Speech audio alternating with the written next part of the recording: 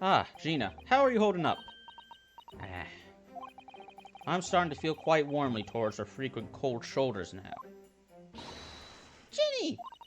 Are you alright? Why aren't you saying anything?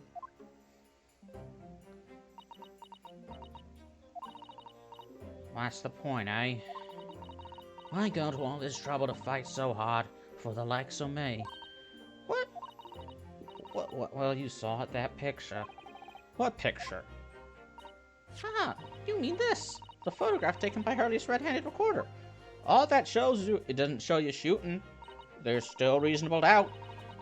Well, I didn't think I would have captured a scene like this, that's for sure. It's hopeless. Anyone who sees that's gonna think I did it, ain't they?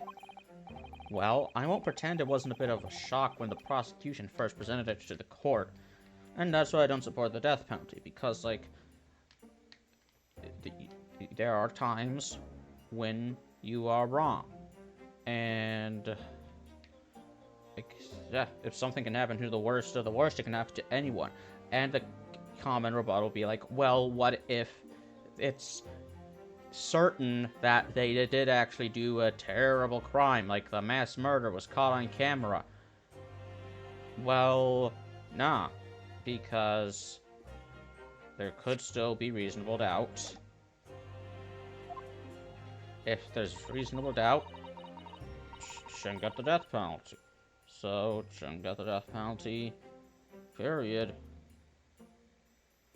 No matter how sure you think, there's always gonna be the smallest chance that someone innocent gets punished. And we don't want that.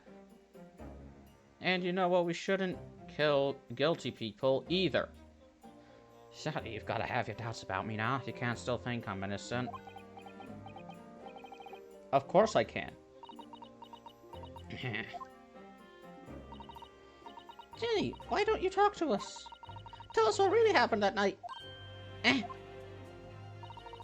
Munoz cleverly managed to piece together a lot of new information, but still, we really like to hear from you. Alright then. It was after we'd had that dinner together at your place, right, Iris? Then we all had a chat up in the office, didn't we? Yes, I remember.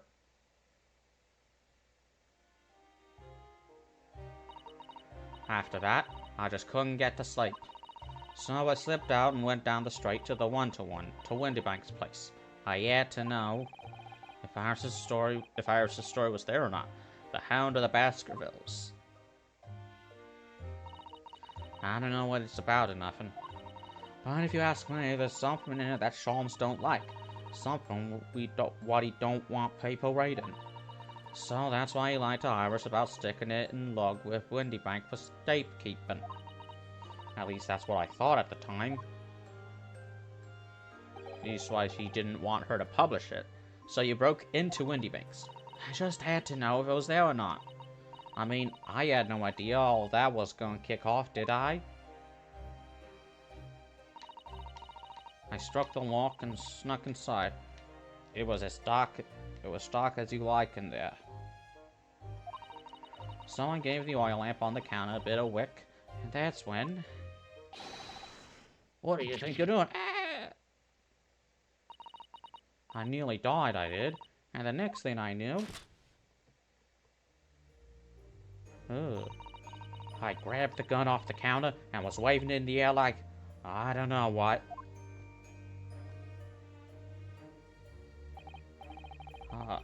This afternoon, I had to take pickpockets, went in for armed robbery. The manuscript. Have you got it here? Did Sholmes leave a lot of papers with you? A story? I beg your pardon? The Hound of the something or other. If it's here, I want to see it. I'm sorry, young lady, but I'd sooner die than relinquish an article belonging to one of my customers. I don't want it. What would I do with it anyway? I just want to see if it's there, that's all. Oh, you want to see it, do you? I want to know if Sholmes really pawned it here or not. Please, just let me see it and I'll go. Oh, very well then. But for pity's sake, stop waving my gun around, would you? Hmm. So then the old cove unlocked the storeroom door, and we both went inside. And it was there, all right, the manuscript. Sholmes weren't lying after all. You did all that just... You did all that just to check for me, Ginny? But anyway, then there was a bit of kick-up out in the main bit of the shop. The Skulkin brothers arriving on the scene, yes. What was that noise? Someone's breaking in! It's just a storm, Dick. Sit down. Tell me, is there some burglars convention here tonight that I don't know about? I think I forgot to shut the door behind me. Sorry. Oh, I better go take care of it. But I possibly have my gun back. Oh, well, I'll come with you, and... Now, don't be foolish, young girl. You must stay right here. Don't leave this room under any circumstances. And with that, he took the gun out of me and walked back out into the shop. I hung back in the storeroom like he said, straining my ears in the dark to hear what was going on. It sounded like they got into a bit of a scrap. I started to think I should help, say, so I was just about to go out in the storeroom myself when... Bang, bang. 2 gunshots. 3 gunshots. I heard a couple of shots go off. 2, I think. Almost at the same time. And then there he was, right at me feet, lying face down on the floor. I was right next to the storeroom door, so I slammed it shut and locked it as quick as you like. Because he thought whoever had shot Mr. Windybank might come for you. Yeah, so I went to grab the old cob's gun. I figured I'd put up a fight at least, but you didn't know that he only has 1 bullet in the gun. When I got a better look at him, I knew. This is a recurrent theme. Ringanosuke, Edgeworth, Gina. It's always like, guy gets shot with gun. Then you pick up the gun. And boom, you pick up the gun to look at it. Oh, look, you're holding the gun. You're the killer. Windybank was a goner. I felt funny in me head all of a sudden. Kinda dizzy. And after that, I don't remember nothing. That must be when you passed out, Gina. If I hadn't done what I done, the old cove might still be alive. Did you tell the police everything you just told us? Of course I did, but they didn't believe a word of it, did they? All they said was if I kept telling lies, it'd make things even worse for me. God.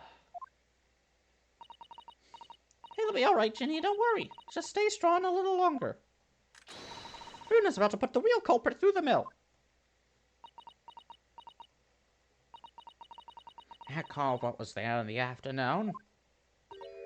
That Eggert Benedict. Yeah, that motherfucker. I still remember how he looked at me, like I was nothing. He was there that night. We don't know his real name yet, but I'm convinced that he's involved somehow. Anyway, thank you for telling us what happened, Gina. I appreciate your honesty. You what? You can leave it all in Runo's capable hands now, Jenny.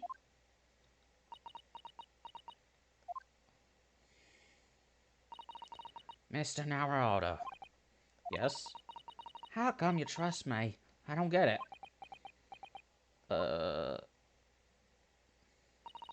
I mean, have you forgotten what happened here before? Come on, it was only 2 months ago. Me and McGill did. We told your old pack of lies. And you got the box trotter off with him, even though he was a killer. No, I could never forget that. I did what I thought was best at the time, but the pain of that error of judgment doesn't get any easier to bear. Still, don't forget that I also made you a promise. I told you that I'd be on your side to the bitter end, no matter what. But what if I'm lying? You could be working to get off nothing to kill off the hook for all you know. Are you lying? I was once in your position, Gina. I was the accused in a trial. You what? Before I left Japan, I was accused of murder, and strange it might sound, the circumstances of the crime were pretty damning. I was sure that no one would believe it wasn't me who'd done it. But there was one person who stood up for me. who believed in me. I was prepared to defend me. My best friend. He got me off. Get him. You don't think I could get you off? Ryunosuke, no one believes in you more than I do. Leave this to me. All you need to do is put your faith in me, and I'll do the rest. I was so happy I cried. But even then, somewhere inside me, I couldn't help thinking, surely he doesn't really believe in me. Not completely. But I was wrong. As soon as my trial began, it was obvious that he had an absolute, unwavering belief in me. I already forgot his name, and in turn, I developed an absolute, unwavering crush on him, belief in him. I can still hear his voice. Gay, gay, homosexual, gay. Since then, I came to realize, if you want someone to believe in you, you have to believe in the other person first. What are you saying? It's getting choppy. The recording is getting choppy. I promise you, Gina, that no matter what happens, I'll keep believing in you. So you don't need to worry. I won't let you down. What is with that animation? Hold on. Let me... Close all unnecessary windows. Even though I'm a diva and a no-good liar? You're not like McGilded. I know that. Huh? That's right. You're our friend, Ginny. Iris, we know you better than you think. And we've come to the conclusion that you're someone we can trust. You've trust... Yes! That's really all we need to know. Exactly.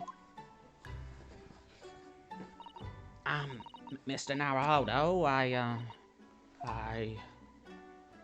Ugh.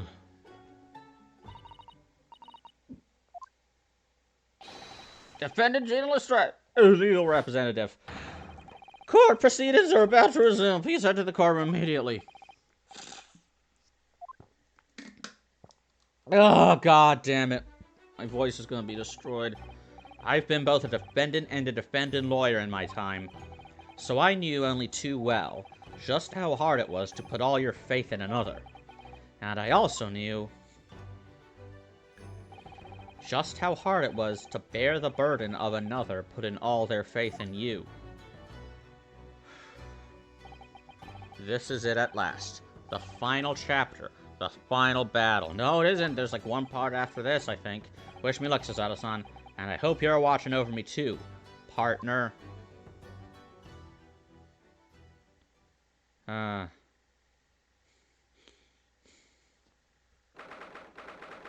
Alright.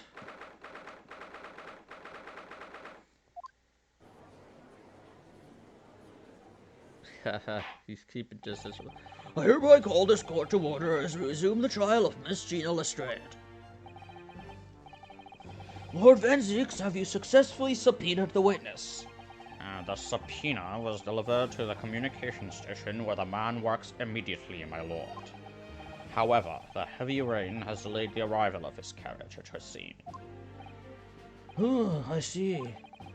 Then let us turn our attention to Inspector Gregson's priestess of the case heard by the court this morning. The clear omission of the third bullet in your report is a serious blunder, Inspector. Yes, I can only apologize, my lord. Salary cutting noises, and although the defense's chemical analysis of the blood at the scene makes for a compelling argument, I cannot permit such untried methods to be used as evidence in my courtroom. And give it a couple months. Next game, it'll be legitimate. I just know it. It's a very big mistake to cross Hurley and me. A very big mistake. Yeah, this is a way better voice for Iris. My lord, the subpoenaed witness has just arrived in the building. Thank you, officer. Thank you, officer. Show him to the stand without delay. Mr. Egbert Benedict.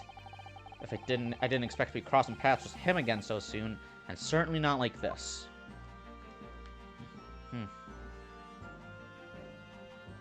Damn. The four Skulkin brothers. Thank you for complying with this court subpoena at such short notice, sir. But of course, my lord, as an upstanding member of London society, it is my pleasure to oblige.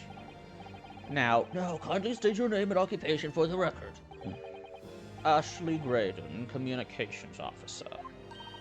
Mr. Graydon and I both work at London Central Communications Station. Now, perhaps somebody would kindly explain what all this is about. You were apprised of the situation by the court officer on your way here, I presume. Yes, I was. Something to do with a murder that took place at a pawnbroker's on Baker Street. And some nonsense about me having been there on the night in question. That is the accusation, indeed. This really is beyond a joke, you know. Very well. Without further delay, the court will hear your testimony now, Mr. Graydon. You will respond to the accusation made against you under oath. Damn. Poses. Gladly, my lord, gladly. I think this is like the first Ace Attorney game with 3D graphics. The next Ace Attorney game, it should use live 2D models. Those are all the rage nowadays. I think I summoned something. Naturally, I have occasion to make use of pawnbroking services from time to time. But are you seriously suggesting I colluded with these thugs to break into the place on the night of the murder? I have no intention of admitting to such an outrageous accusation, even if certain parties here present claim that my blood was found at the scene. Some Scaramouche detective's home-brewed tincture can hardly be taken as serious evidence. I went to Harvard. So, you deny the accusation completely, do you? I must say, I'm dismayed. For the highest court in the land to be swayed by this self-professed detective's toy. It was the will of the jury, and our great British justice system demands that the jury's will is upheld. Then it would seem we have the misfortune of a most inept assembly of jurors today. By golly! How long am I expected to be detained here? If, following the defense's cross-examination, your involvement in this matter has not been established, you will be free to leave immediately. Good, and I shall be away in time for afternoon tea. Some small consolation at least. Why is this British court... Actually, no, that makes sense. I've said it before. Presumption of innocence is only in America. In both Britain and Japan, the burden of proof is on the defense. Let us not hold up Mr. Graydon any longer than necessary, counsel. Proceed with the cross-examination. So, we meet again, Mr. Edgar Benedict. Knew that wasn't your real name. Or is it Mr. Graydon? Ah. Sorry, there was stuff mixing up with the audio. He said, I'm sorry. Let me look at the court record. Mr. Naruhodo, defense attorney. If you say so, Ashley Graydon, enchanted. That's what he said. So, is he gonna lie about that fake name? I'm keeping this. I trust we can conclude this quickly. But I'm not holding your flashy hat while we do. I would keep the hat. Yeah. Naturally, I have occasion to make use of pawnbroking services from time to time. But are you seriously suggesting that I colluded with these thugs to break into the place on the night of the murder? Well, why don't we ask them? Have you seen these two men before? This pair? No, I don't associate with criminals. Said by a man who introduced himself as Edgar Benedict. It's a crime to have a cringe name like that, but I'd like to know who I have to thank for this. Who made this outlandish accusation against me? The young lawyer there in the black. This is a farce. Whose idea was it to permit an outsider to work in a British court anyway? Oh no, they're both racist. Well, needless to say, I have no intention of admitting to such an outrageous accusation. Even if it's certain parties here present claim that my blood was found at the scene, some Scaramouche detective's homebrewed tincture can hardly be taken as serious evidence. Don't forget, sir, that Mr. Herlock Sholmes is the most famous detective in the world. Okay, even I know that's a dumb defense. And the most famous detective in the world tells the truth, the whole truth, and nothing but the truth. Oh no, I can't think of how to answer that. I once saw the world's most famous swindler thrown into jail. He allegedly told the truth, the whole truth, and nothing but, which turned out to be a pack of lies. Quite. Now, as you are no doubt aware, the Central Communication Station is the heart of this country's information network. My work there is of paramount importance, and you have kept me from it for long enough already. What did you just do? That's all he's going to say on the matter, is it? What do you think, Bruno? I think he has no intention of telling us anything. He's well aware that the less he says, the less chance he has of giving himself away.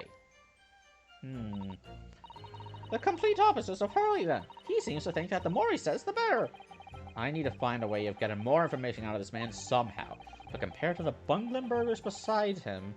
Bungling burger. He seems innocent as a child. Oh, come on!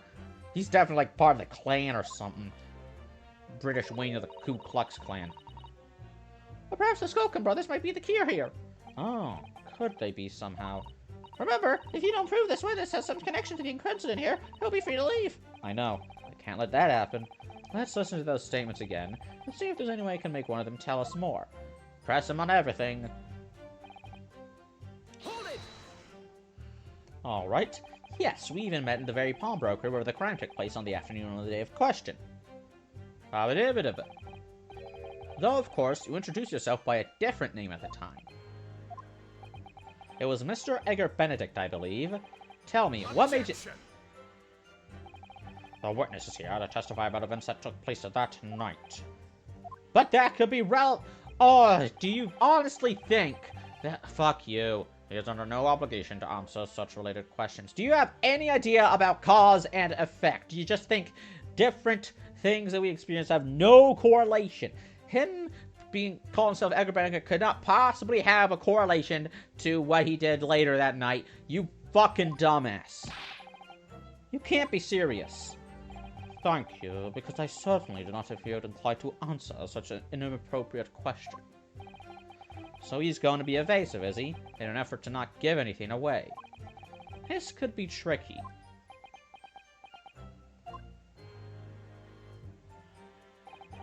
But are you seriously suggesting I colluded with these thugs to break into the place on the night of the murder? Hold it! Have you seen these two men before? This pair? No, I don't associate with criminals. Said by a man who introduced himself as Edgar Benedict. I'd like to... Okay, blah blah blah blah blah blah blah blah blah blah blah blah blah blah blah blah blah. Posing. Going to the so much... I'm gonna enjoy watching you get dragged to the fucking... They're gonna lower you in acid when they declare you guilty. Hold it! Where were you at around 1 in the morning on the night in question, sir? That is past the hour at which I would normally retire. Certainly. I was not in the company of these rapscallions. Then where were you? Give us the alibi. You were able to prove that? Objection! Listen carefully, my learned Nipponese friend, for you appear to be under a gross misapprehension on this point. What do you mean? The witness maintains he was not at the scene of the crime. He has no obligation to prove his absence. Oh my fucking god! So my clients can be accused of anything, and I have to disprove that in order to make sure the accusations don't stick. But people that I accuse, they don't have to prove anything. This is horse shit. If your accusation is that the witness was present at the scene, the obligation lies with you to prove your assertion. We have just as much evidence that he did it as my client, except he's a dick. we will fulfill that obligation before putting any more unreasonable questions to the witness. I'll kill you.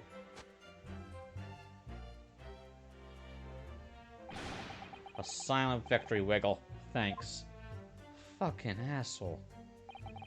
Even if certain parties here claim that my blood was found at the scene. Hold it! Come on, Skulkins. Blood was found at the scene of the crime. There's no question of that.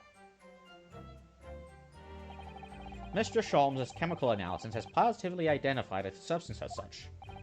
But I am not the only human to have blood run into my veins, am I? How can you be sure that the blood is mine? Well, do a blood test. It could equally be the blood of one of those two miscreants. Every individual's blood is a slightly different composition, it seems. Mr. Sholmes' chemical is able to differentiate different blood samples by... Spare me a science weapon. Who is this Sholmes character, anyway? Oh, I assumed all Londoners would know the name. He's a great, well, a renowned detective. So, even you are unable to bring yourself to say great detective. A great detective, you say? Now we're in the realm of fairy tales, are we? Oh! Excuse me. Do you have something to say about that, Mr. Skulkin? What? What? Me? No, the Mr. Skulkin next to you. Right, I've had it up to here with this. How many times have I got to tell you? You're not next to him! Yes, I know, you're not Big Bro Skulky. Mr. Nash Skulkin! Cool, blimey, Governor. You what?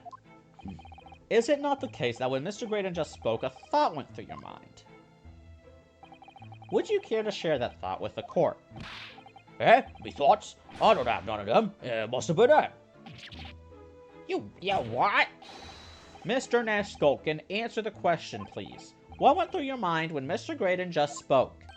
Nothing. Honest, Gov, nothing. I was just thinking, if he waves his arms around like that much more, it'll open up the wound again, that's all. What wound? You can't see it, but I paused. Where he took the bullet, of course. It was only days ago. It was only 2 days ago. I ain't gonna be healed up yet. So I was, well, you know, I was worrying for him. And... So... Oh, hell's bells! Mr. Graydon, did you hear that? What? Your comrade is worried about you, it seems. On account of your injured arm. My lord.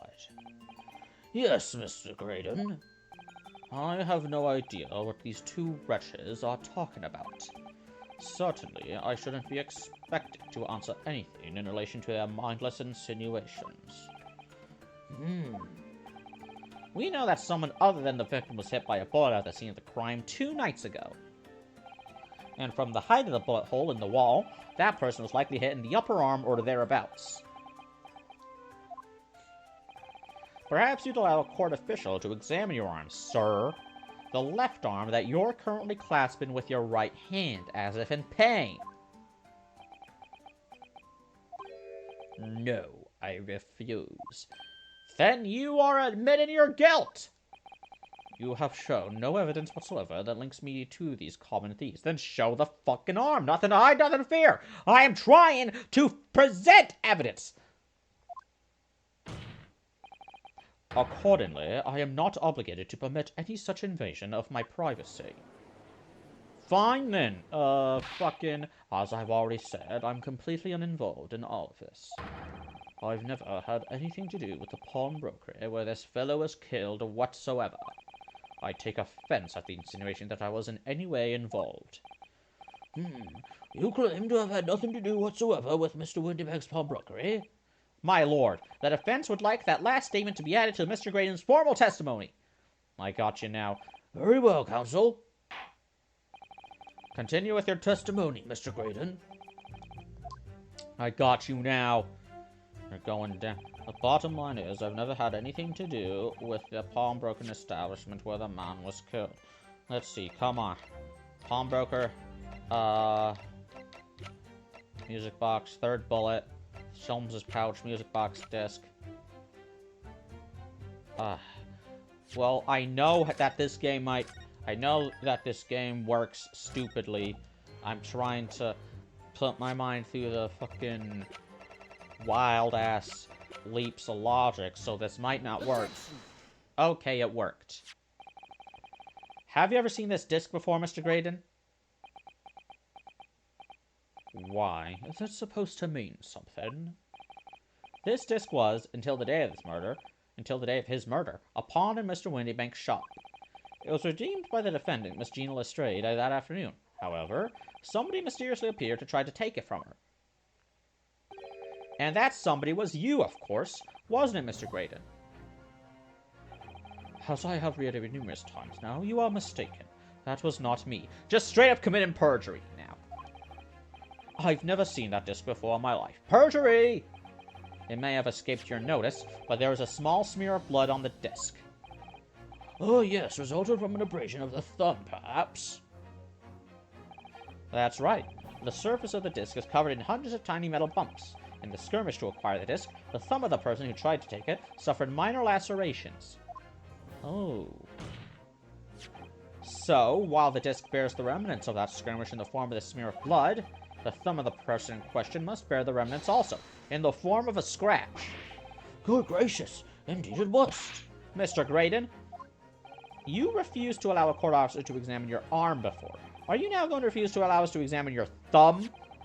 Because I have no doubt that it bears a small scratch consistent with the smear of blood on this disc. Well, well. Yeah, if you refuse to be searched twice, then you are just exposing your fucking guilt. It would seem I underestimated you. What is the meaning of this? So you admit it now. You admit you have a scratch on your thumb from when you attempted to take the disc from the defendant. He's gonna say that he got it from a different... It's a completely unrelated injury if he got it from a different injury. Order! Order! Well, Mr. Graydon? More lies. It would appear there has been something of a misunderstanding here. I did not attempt to take the disc, as you put it. No, quite the reverse. What are you trying to say? It's really quite simple, you see. The disc was mine from the outset. No, it wasn't. Is there some crime in taking an item that you own out of pawn? What? You lied! It would seem, Mr. Graydon, that in this piece of evidence, my learned friend has established a link between yourself and the incident. Accordingly, you will tell the court everything you know about this disc now. As you wish. Just gonna ignore the fact that he lied on the stand, under oath, though I'm quite sure it has nothing to do with the pawnbroker's murder. God dang it. Pawnbrokery. Witness testimony. The disc. There's a note on the disc saying, "For McGilded, but the item belongs to me. The redemption ticket was stolen from me by the accused, that filthy gutterling, on the day in question. I proceeded at once to the shop in order to explain my situation and redeem my article. In the end, of course, the disc was taken by the police. In other words, I had absolutely no reason to break into the shop later that same night." Okay. Do I hear you correctly, sir? McGilded, you say? The famous London philanthropist? Who perished in this very courtroom 2 months ago after being acquitted of a distinctly messy murder? Yes, my lord. The one and the same. Good lord! Mr. Graydon! Are you saying that Mr. McGilded and yourself were acquitted? Yes, that's correct. Okay. Order! Well, I certainly didn't expect to hear that name uttered here in my courtroom again. According to what Gina told us, this disc was placed in pawn on that fateful night 2 months ago. McGilded himself gave instructions to deposit it at Windybank's. It's funny that Mr. Graydon here is claiming the disc belongs to him then, isn't it? In all likelihood, he's lying. So he appeared that afternoon at Windybank's in order to get his hands on McGilded's disc for some reason. Counsel, you will commence your cross-examination, please. Okay. 1 second. There's a note on the desk saying "For McGilded," but the item belongs to me. Hold it! Would you care to explain how this belongs to you? as you will observe, a communications officer such as myself commands a fine salary. You're certainly exquisitely dressed, sir. So you see, I have little need to make use of the services provided by the pawnbrokery trade. However, I did once find myself in difficulties having misplaced my purse while out on an errand, which is why I pawned my fine black overcoat to the broker in question. You claim that was your overcoat? Obviously, and in my haste I clean forgot that the music box disc was in its pocket. It's just lying again. And yet there was a note on it that reads, "For McGilded." I am a collector of rare and unusual music box music. I first met Mr. McGilded at a gentleman's club in the city and was interested to discover that he shared my penchant in that area. So the disc in question? It's a pre-production sample. I promised to let Mr. McGilded hear it. But then you forgot that it was in the pocket of the overcoat you were forced to pawn. Yes, exactly. She didn't mention any of that in her testimony 2 months ago, did she? No, because McGilded had threatened her to keep her mouth shut. Which means that if we dig too deeply here, it's going to expose Gina's perjury. Don't press him on McGilded, press him on the disc, because I know that it wasn't in his coat. That wasn't his fucking coat. Let's leave it alone for the time being. Didn't even fit him. The redemption ticket was stolen from me by the accused, that filthy gutterling, on the day in question. That's a lie. So you're saying that Miss Lestrade lifted the ticket from your pocket or bag? That's right, despite being mindful of danger when walking in the insalubrious areas her kind frequents. Miss Lestrade did no such thing. Well, of course you would take that stance, but the girl is a regular offender. You came to the pawnbroker that day prepared with all the information you needed to identify the defendant. You were looking for her. That's what brought you to Windybanks. To get your hands on Mr. McGilded's disc. Objection! My learned friend is a veritable font of nonsense. Nonsense! It happened! I was there! Sholmes was there! Fucking... my assistant... Oh, okay, well, she can't talk. She's in Japan. I concur with the prosecution. Counsel, you will refrain from conjecturing in this way. Is that clear? Yes, my lord. Now continue with my testimony for what possible use it can be. Oh, brother, this guy stinks. I proceeded at once to the shop in order to explain my situation and redeem my article. This guy's lying through his teeth. Had you ever been to Windybanks before? Only once for the purposes of pawning something, but like many, I enjoy browsing in such establishments. So when you noticed that the pickpocket had taken your ticket, you chased after her. Is that correct? Yes, that's right. I didn't notice at first, of course. Such is the art of the pick-puss. But when I did, I headed to the pawnbrokery at once, in order to reclaim my coat before the thief could.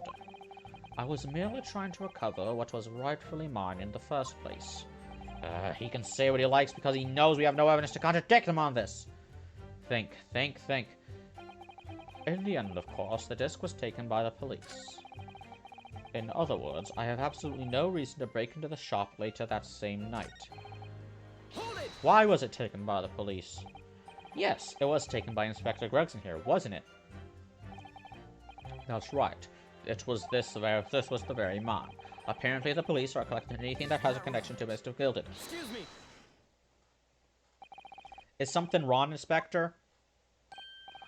What do you mean? The last remark Mr. Graydon made in his testimony seemed to trouble you in some way. No, it didn't. It's nothing. Leave it alone. Let me ask you this, Inspector. Why is Scotland Yard gathering Mr. McGilded's possessions? I can't tell you something like that, sunshine. What is it, Inspector? Investigative secrets? You're under oath, Yes, exactly. You should know all about that. Magnus McGilded, who died so unexpectedly after his trial 2 months ago. A man renowned throughout the capital for his great contributions to public life. Yet he had a dark side, too. Ah, shit, here it comes. Where are you going with this, Van Zykes? I suppose the police are dealing with the aftermath of his nefarious activities, are they? That's enough. Cops like me have duties to carry out that we're not at liberty to talk about. That's all you need to know. Duties conferred by Lord Strongheart, I presume. The Lord Chief Justice appears to have great faith in you, Inspector. The bottom line is, if you want to get more out of me, you're gonna need Lord Strongheart's paw print first. What's all this about? It's like there's something going on between Gregson and Lord Van Zeeks here. Salary cutting noises. Well, it would appear that the inspector has revealed all he is at liberty to reveal. Mr. Greathood, let us return to your testimony. God damn. Gladly, my lord. Hold it! Perhaps you'd seen something of value among the forfeited items? No, not at all. Oh. Our valuer was brought in by the police to assess everything in the shop. Without exception, every article on the shelves was common or garden bric-a-brac. In that case, it's clear. You broke into the shop earlier the day in order to recover Mr. McGilden's desk. No, as it was the police. Have you not been listening, man? Even if I had wanted to recover the disc, you may recall that it had been seized by the police that afternoon. Damn it, every time, hiccups. When I try to do voices, I get hiccups. As I keep saying, I had simply had no reason to break in. So there was nothing of McGilden's left in the shop that night. Nothing this man might have been after. I wonder if that's really true. Well, you know, if you have some evidence, then let him have it. I'm dying to see that irritatingly assured expression of his crumble. Yeah, me too, Iris. Me too. McGilden slipped the disc into his coat pocket and had deposited it at Windy Banks. I didn't really realize he was going to be arrested on suspicion of the omnibus murder. He threatened Jean and forced her to take the redemption ticket. There's no doubt about it. That witness is lying through his early white teeth. That's what I said. The police were obviously after anything left behind by McGilden as well. That's why Inspector Gregson ended up taking the disc into custody that day. But Gregson being very strange about all this. There must be a reason for that, I'm sure. I just don't know what it is. For now, we need to focus on exposing the fact that Mr. Graydon is lying in his testimony. Okay, let's look at that core record one more time. We got 2 pawnbrokers tickets. 1 small box. But we don't know who deposited it.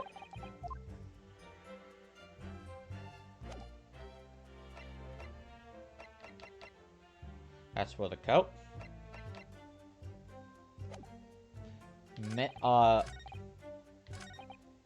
Absolutely no reason to break into the shop. But about... Okay, I'm fucking nervous, because both of those pieces of evidence could be it. It could be the pawnbroker's ticket, because it elaborates on the box. But it could also be the manuscript, because that would be more specific. But I don't know, because like maybe I'm not supposed to do the manuscript, because it's too specific. Okay. This disc was deposited at Windy Bank on Magnus McGilden's instructions. You knew that, and you went there with the intention of obtaining it for yourself. Objection! Conjecture again, and in any case, the disc was taken into custody by the police that afternoon. The witness had no reason to visit the pawnbroker again that night. Sorry, my learned friend, but that's not true. What? Mr. McGilden had another article in pawn at Windy Banks, as this second pawnbroker's ticket proves. Oh, wait. It wasn't the box containing the manuscript, it was a box belonging to Gilded? Huh. Gah. There were 2 articles belonging to Mr. McGilden in Windy Banks pawnbrokery, and the reason you broke into the shop that night was to recover the second one. Together with your 2 accomplices, the Skulkin brothers. This is the second ticket, is it? What had the man deposited? The article description reads, one small box. A rather vague description, seems to me. Are you suggesting that I broke into the pawnbrokery with these clowns in order to steal some trinket box? And his voice is getting higher pitched because he's more nervous now. I believe there are adequate grounds to suspect that you did. This is absurd. Why on earth would I do such a thing? Once the article had been forfeited, I could simply walk into the shop and purchase it. There would be absolutely no need for me to resort to theft. That's a good point. Oh, indeed. The witness makes a solid argument. Because it wasn't being pawned. So that means that for some reason, this Graydon fellow needed the small box that very night, does it? Objection! It's time to put an end to this nonsense, my lord. Could you be a little less cryptic, Lord Van Zieks? I do hate to ruin my learned friend's argument, but the truth is quite incontrovertible. On the night in question, no small box was taken from Windybank's pawnbrokery. Yeah, because Windybank was there to stop them, you fuck... Ugh. That's the motive, you dumbass! And rest assured, the prosecution can prove it. What? Good gracious. Inspector, show the photographic prints to the court, if you please. Yes, sir. What prints? These prints were taken from one of the detective's security cameras. Hurry's red-hand recorders again.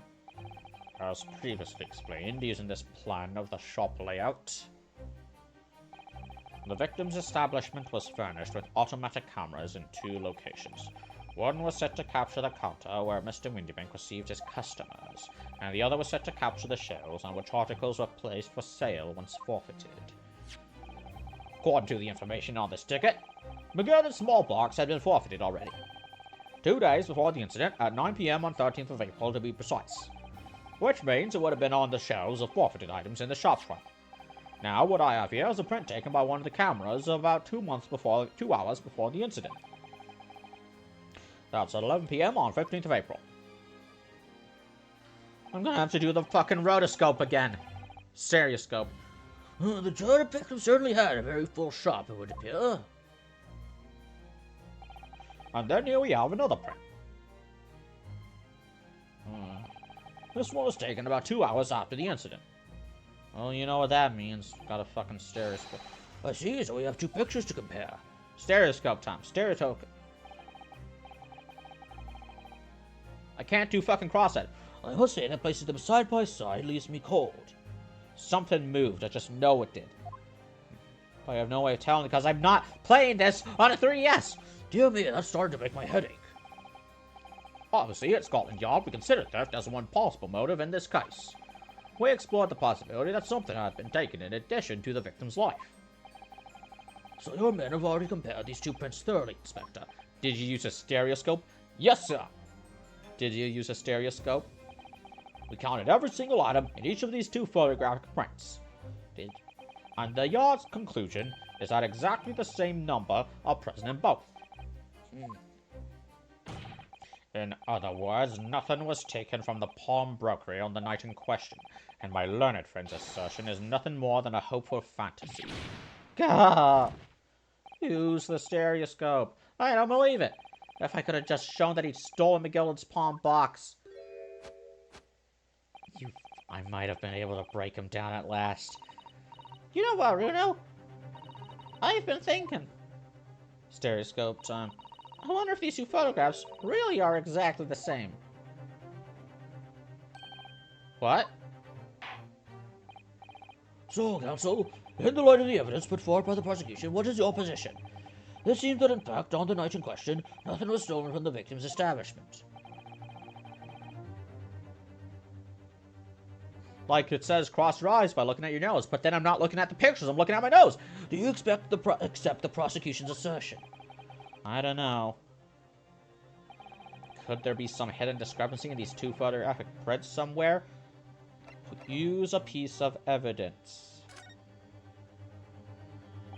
Before I give my answer, my lord, I'd like to try something if I may. Try something? What do you mean, counsel? I'll need to use a certain piece of evidence from the court record to identify the discrepancy. I'm not entirely sure I follow. Which piece of evidence do you intend to use to help you identify a discrepancy between the two prints? Stereoscope, stereoscope, stereoscope. Damn it. Take that! I'd like to use this device, my lord, to view the two prints stereoscopically. Whoo! Yes, you've caught the bucket list. You can't resist it, can you? You've got the cross-eyed compulsion. That's the only American guy in this game. Juror number 3. What a surprise. Come on, Rondo.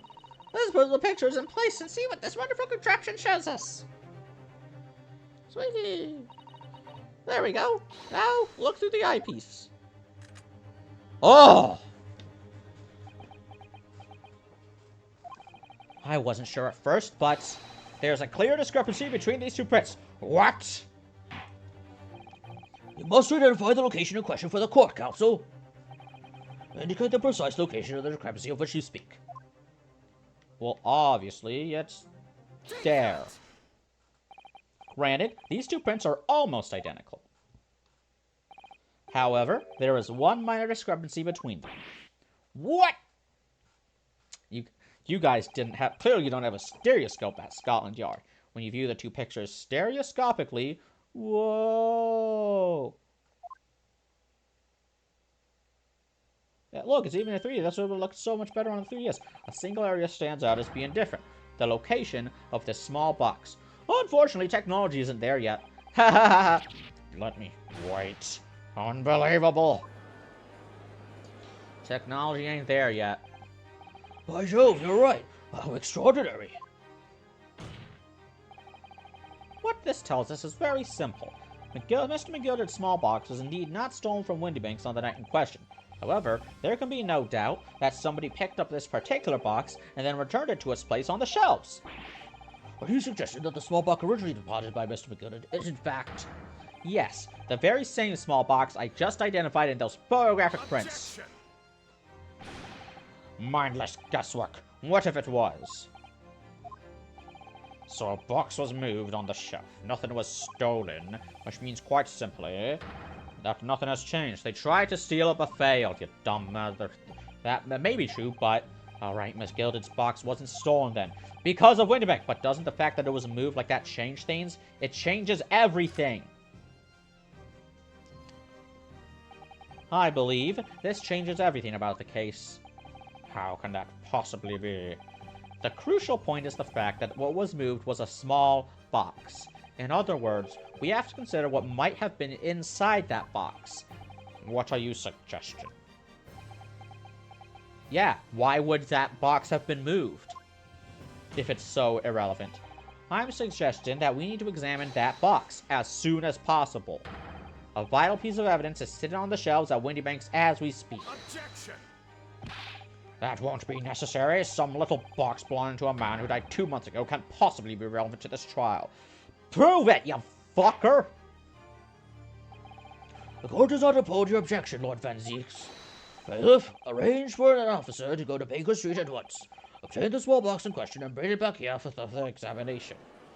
I swear to God, if some motherfucker destroyed that evidence, I'm... Because not only do the lawyers and Ace Attorney have to work against a broken system that favors the prosecutor, they also have to... Not only do they have to beat the system, they have to work against corrupt prosecutors who exploit that system as much as possible. We should have a report within half an hour. I think perhaps we should recess for a short while until the evidence is brought forth. To be hoodwinked by such a farce. Disappointing. I beg your pardon, Lord Van Zieks. This is nothing but a smokescreen. A Nipponese specialty, it would seem. Have you ever even been to Nippon? No. What are you trying to say? My learned friend has persisted with the same line of reasoning from the very beginning. It's worked so far that this witness's intent was to steal an article belonging to McGilded from the pawnbroker. Yet common sense tells us that none of the articles have value enough to be worth stealing in the first place. Then we should examine the box. Exactly. It would be beyond absurd to break into a place for the purpose of stealing such commonplace property. Well then, fucking...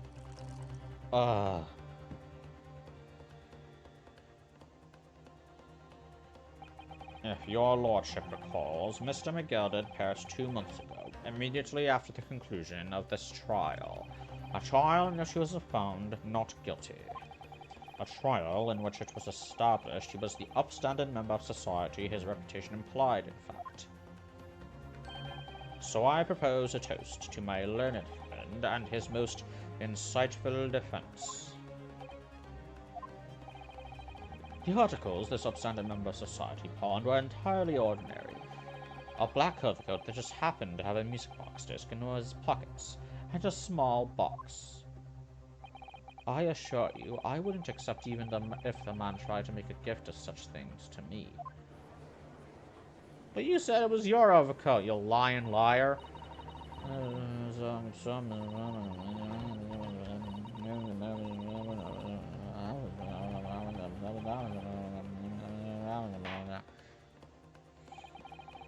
The prosecution's argument is undeniably compelling. I still want to look at the box. It is incumbent on the defense now to bolster its argument. Give me the fucking box! To explain what possible significance these commonplace articles pawned by this fine citizen could have. It is my... God, fucking hell. Well, counsel, is your argument in fact demonstrable? Are you able to show proof that the disc or the box are in any tangible way related to this case? Well, What's the matter, Rudo? We know they're related, don't we? They're both vital pieces of evidence. Yes, of course. You and I both know that.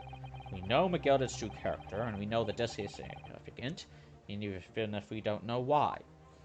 I'm thinking it's a music box, but if we explain all that to the court at this point, we'll have to acknowledge that McGilded's acquittal 2 months ago was a mistake. That the defense's argument was flawed, based on false information. Oh no! And that would mean admitting that Gina committed perjury. Perjury isn't as bad as murder, but Ginny! Could it be that Van Zieks knows? Is that why he's doing this now? Because he's anticipated everything? Well, maybe. This could be a great opportunity for us. Sorry? What do you mean, Iris? Oh, what is it that you always say, Rudo? It's kind of making her sound like not from Critical Role. Sooner or later, the truth comes out, every time. Alright, the exact significance of the things that McGilded deposited with Windybank is something that only Gina can explain to the court. But if I put her on the stand to testify about that, it could critically damage our chances of winning this case. What's the right thing to do here? Have Gina testify? Oh, fuck it. Any means necessary. My lord, the defense would like to make a proposal. Oh, what proposal, counsel? While the court awaits the arrival of Mr. McGilded's small box, I would like to call the defendant, Miss Gina Lestrade, to the witness stand. The defendant? To what end? It's to do with the various articles deposited at Windy Banks by Mr. McGilded, my lord. Miss Lestrade has information related to them. I believe it will be beneficial for the court to hear what she has to say. It will prove the significance of the articles in question once and for all. Well, things are becoming interesting. I presume you've considered the implications of the testimony you're proposing, in particular, the impact it will have on the accused's standing, and indeed your own. I have. Lord Van Zieks, would you care to explain that last remark? The prosecution accepts the defense's proposal. I move to interrupt the cross-examination of the current witness and hear it from the accused herself. Very well, if you have no objection. So, The court will now hear the testimony of the defendant, Miss Gina Lestrade. You witnesses currently in the stand may step down until further notice. and I shall bid you good day. White, you, sir, shall remain in the stand while Miss Jean Lestrade testifies. As you wish. All right then, Gina, it's time. I know this will be hard, but please, put your faith in me here. You're talking to me now.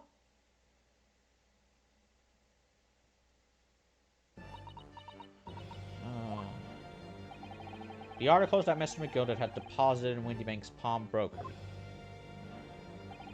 are intimately related with the omnibus case, the trial of which was heard in this courtroom 2 months ago.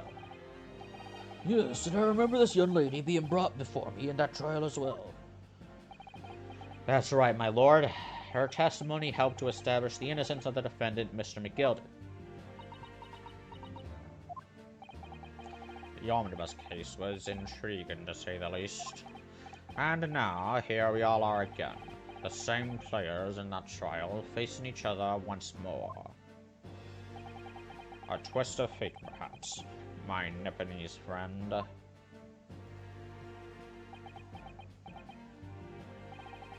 Allow me to recap the events of 2 months ago. An old brickmaker was stabbed to death in an omnibus running along London's winter streets.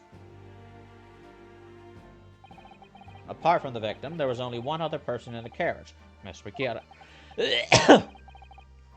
Naturally, he was a prime suspect for the murder, but as the trial progressed, another possibility emerged, that the murderer, in fact, took place above the defendant's head on the roof deck, with the body then being dropped through the skylight into the carriage below.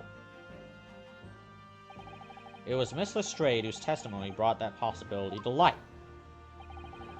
At the time of the incident, Miss Lestrade was concealed under a seat in the carriage, hoping to pick the pockets of unsuspecting passengers. Then, immediately after the trial, having been acquitted of the murder, Mr. McGilded died in this very courtroom. Fucking yawning, dude. In the most extraordinary of circumstances. A mystery that remains unsolved even now, 2 months on. As indeed does the omnibus murder itself. Be that as it may, I recall neither the disc nor the smallpox being mentioned in the course of these proceedings. Miss Lestrade, would you tell the court now, please? What really happened in the omnibus 2 months ago, I mean? I don't know what you mean.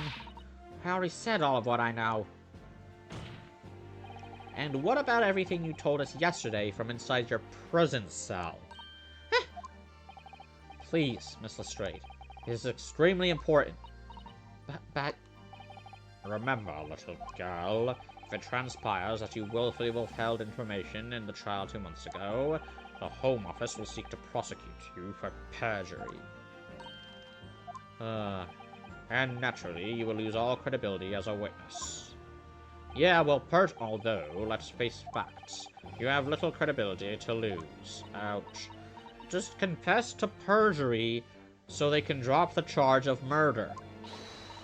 Shit, don't listen to him! Please, you have to trust Runo now. Iris? We're on your side! Alright then. I'll talk. It's the right choice, Gina. Well, it would seem that my learned friend is hell-bent on bringing the entire courtroom down about his ears. So be it. I must confess that I'm struggling to understand what on earth is happening here.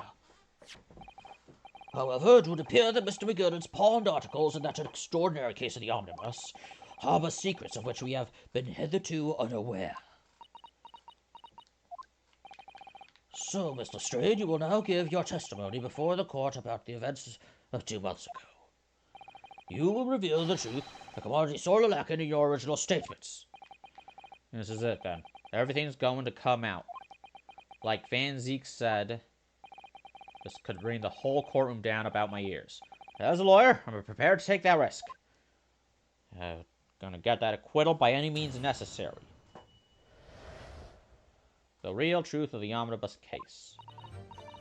Truth is, that brickmaker Cole was in the cabin of the omnibus the whole time. When the Irishman dragged me out from under the seat, I saw that disc on the floor. All of a sudden, I heard a scream from over me, and Ed and that pair of the roof deck went off to call the slops. That's when McGilded slipped the driver some tin to do a run to the pawn shop roundabout. He threatened me not to snitch, not to say nothing to no one about what I'd seen or heard. Good grief, this is outrageous. What you've just told the court bears almost no resemblance to your testimony 2 months ago. Uh-oh. As you say, my lord. Then there's every chance I may have advocated an error in McGilda's trial. It sounds very much to me as if the man deliberately deceived his court in an effort to cover up the most wicked of schemes. Without doubt, your lordship is correct. A great injustice was done in this courtroom 2 months ago. The actions of the accused in that trial of this witness and of my learned friend are entirely inexcusable. Not really. It's better to let 2 killers walk free than to let 1 innocent person be in jail, be imprisoned. I don't believe it. The whole trial was a farce. It was all lies. That McGilder fellow was rotten through the court, just like that pickpocket. Don't forget that lawyer from the East. Oh, fucking racism, classism. You're all one, a lot of you. Mr. Naruto, the lawyer there, he didn't know nothing about it. Humbug. I don't think so. I'm really expected to believe that. He really stitched everyone up, didn't he? What an operation to get the man off scot-free. Unforgivable. Stop. The lies have to stop. Stop. The lies have to what? The lies have to what? You just stopped the... Fuck you. Yes, the defense made a terrible error of judgment. I intend to take full responsibility and suffer whatever consequences are deemed appropriate. However, it's imperative that the court allows the witness to elaborate on her testimony, because the true significance of McGilda's pawn articles must be brought to light. Very well, my learned student friend. Given the depths of calamity you have just plunged yourself into, this may well be worth hearing. Plea bargain. Words fail me. This situation is utterly deplorable. Mr. Naruhodo, Yes, my lord.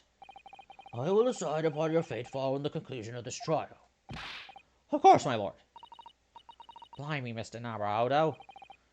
Now, counsel, proceed with the cross-examination. To cross-examine everything. The real truth. Truth is that Brickmaker Cole was in the cabin of the omnibus the whole time. Hold it! And you were hiding in the cabin at the time as well, correct? If I remember rightly, in the storage compartment underneath one of the seats.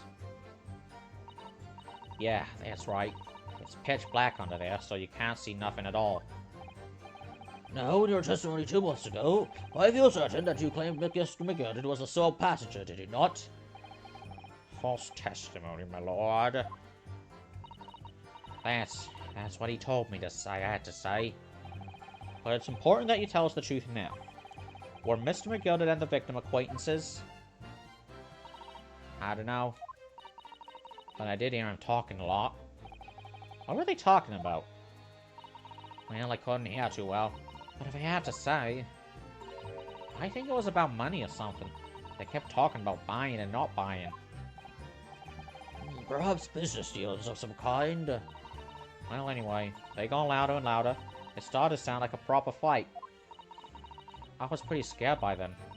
I hardly dared to breathe. Then all of a sudden, I heard a noise like someone keeling over on the floor. It was blooming loud and all. But I believe you let out an involuntary scream. Yeah. That's what gave me away. When the Irishman dragged me out from under the seat, I saw that disc on the floor. Hold it! You saw the disc? Was the disc you saw this disc? Yeah, I reckon it probably was. It was right next to the cove lying on the floor. Could this disc have belonged to the victim, perhaps? I don't know, but McGilda picked it up pretty smartish. And then he sat in the cove with the knife in his belly up on the seat. What did he say to you at that time? He told me not to say a word about what I'd seen or heard to no one. About the disc and all. I was dead scared. The way he was looking at me, I thought, if I didn't go along with it, I'd get stuck with that knife too. Then he started asking me a lot of questions. like what my name was and where I lived and that. He asked me about being a diver too. But after a while, what had happened to the carriage was noticed. Yeah, that's right. First, there was a kind of rapping noise. I can make a no drum with banana. Oh, and then all of a sudden I heard a scream from over my head, and that pair on the roof deck went off to call the slops. There were two gentlemen occupying the seats on the roof deck, I believe. That's right. They must have looked down through the skylight and noticed the cow with the knife in his guts. When they screamed, the driver pulled up the horses, and the gilded got me out of sight. Out of sight? Where? Back under the seat where I started off.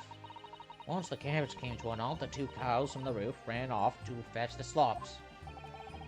If they immediately left to fetch the police, it would appear they were entirely unrelated to the incident. So that left McGilded, the driver, and you still at the scene. Yeah, only the driver didn't know I was there because I was under the... Only the driver didn't know I was there because I was under the sight.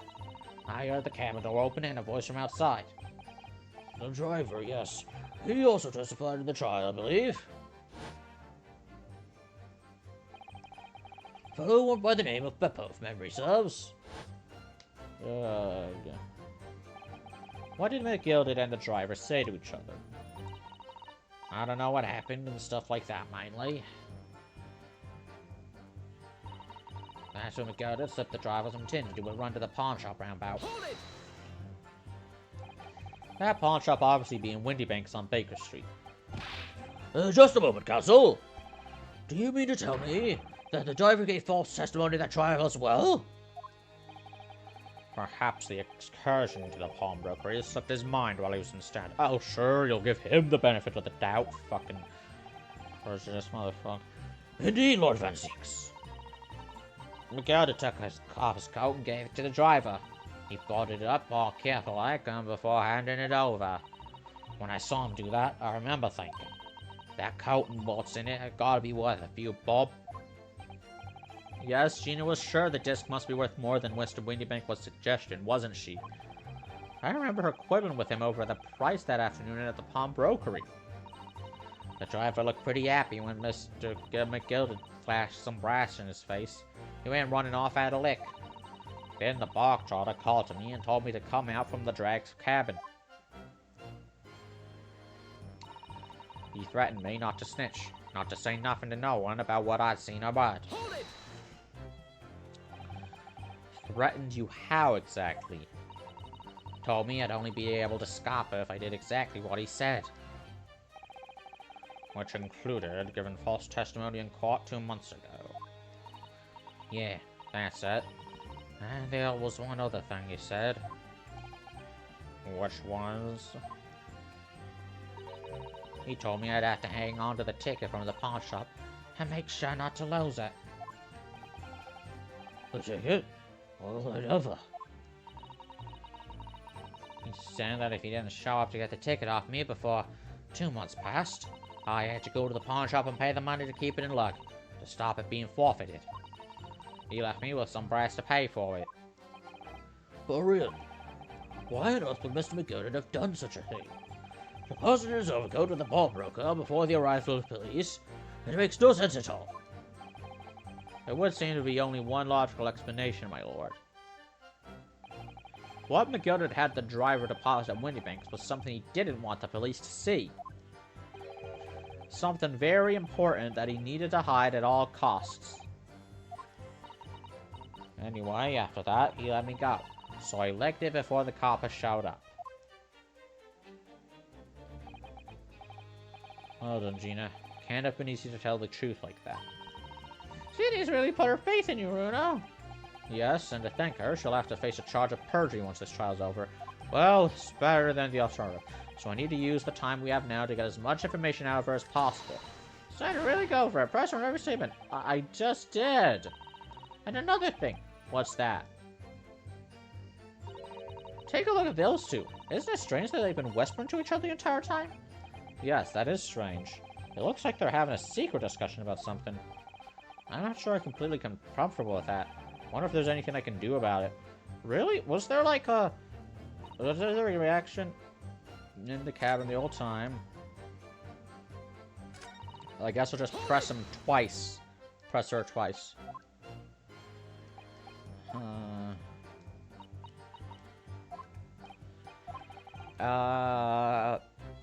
What else was it talking about? Like, they don't... Like, can I just ask them? Excuse me. What are you two talking about? Is there something you'd like to share with the court, Inspector Gregson and Mr. Graydon? Oh, so I just had to... Inspector! Mr. Graydon! Wow! Oh, blimey, you're trying to give me a heart attack? You have been whispering to each other for quite some time now. Tell us, what is the discussion about? The discussion? Oh, with this fella? Pull the other one, sunshine! You think I got anything to talk about with a shiny gent like this? You and I have nothing to say to this uncouth detective after he deprived me of the disc that was rightfully mine. But they've clearly been talking the entire time I've been cross-examining Gina! It's just as if they've been negotiating. I have to pee. Thank you, Miss Lestrade. Thank you, Counsel. I've heard enough. I believe you now have a reasonable understanding of what actually transpired on the omnibus. It would appear on that night 2 months ago a negotiation was taking place on the omnibus. A negotiation concerning this disc. However, matters did not run smoothly. When the parties involved began to quarrel over price, McGilda took what he wanted by force. At the expense of the other man's life. Which proves my point. This disc is clearly extremely valuable in some way. Although I don't understand why as yet. And now, 2 days ago, precisely 2 months after the omnibus incident, Miss Gilded's coat and its contents were due to be forfeited. I didn't know what I should do with the ticket. I mean, the cow died right after his trial. I knew that. So you decided you would try to claim the articles as your own. She did have the ticket. By all rights, they are hers. Well, why not? They were only gonna be forfeited. Why shouldn't I have got him? Anyway, you can't blame me for thinking about it. Thinking ain't no crime. Mr. Lestrade, it would appear Mr. McGilden was prepared to kill in order to take possession of this disc. Do you know why that would be? I ain't got a clue.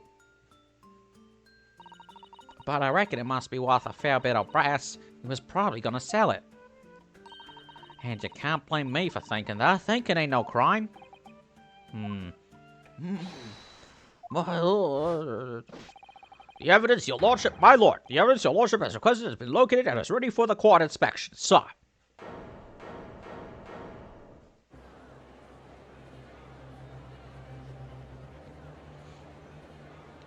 Here it comes. A mysterious little box deposited by McGilded 2 months ago. There's no doubt in my mind that it's a key piece in this far-reaching puzzle. Oh, is that it? Oh! Alright. Just one more part, and we'll be done with it.